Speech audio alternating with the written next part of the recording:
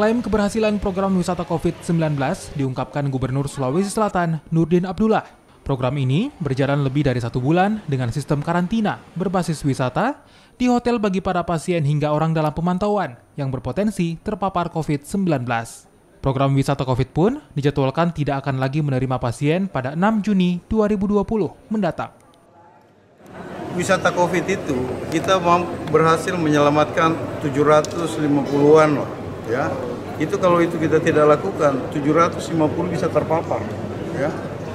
Ini ya alhamdulillah dengan wisata COVID ini juga menarik bagi masyarakat yang baik OTG maupun ODP, ya, mau ikut program wisata COVID. Di samping tempatnya nyaman, programnya juga bagus, ya, ada.